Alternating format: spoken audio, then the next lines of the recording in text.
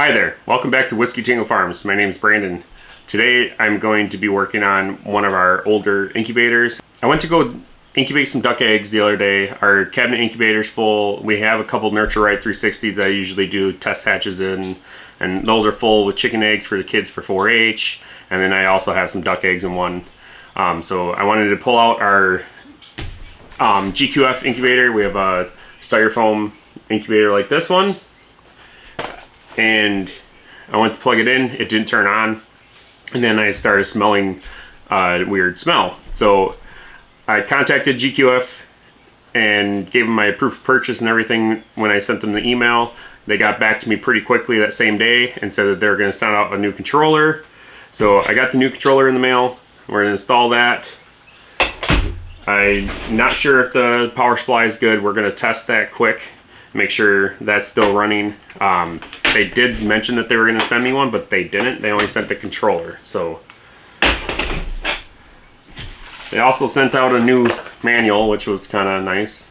I mean, we still had it and don't really need it, but I think it was just how they send it normally. It was just because I think they sell these as upgrades, so they send this as like an upgrade package for some of your older incubators. First, I'm going to test the output of the power supply, and we're going to see if that's running correctly. So the green light is on the power supply, but we're going to take my multimeter here and just measure the output of make sure it's the 12 volts that's required. We're just going to take the multimeter, stick the probes in, and see if we're getting the 12 volts. So it looks like this is reverse polarity than normal, most things. But it is showing, so 12 volts on the outside and negative is on the inside. We're showing 12.3534 volts. So that's good. I mean, so this is working. There must just been a fault in the other one. You can kind of see it there. The board looks pretty burnt up.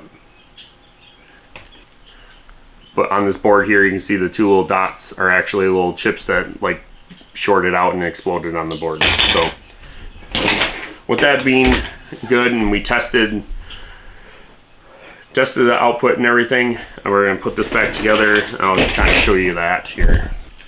So this is the inside of the incubator. Just gonna throw this in here. This cord actually gets shoved through the lid here, and I have the old little grommet that closes it off. So we can just shove that hole and push that through. I don't know if you can actually see that though, but there. That's in. So we got the wire in. This is supposed to just plug in. It is positioned so you can just plug it straight in.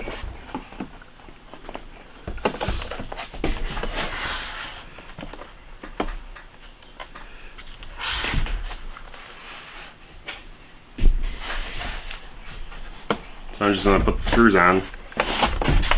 We'll go from there.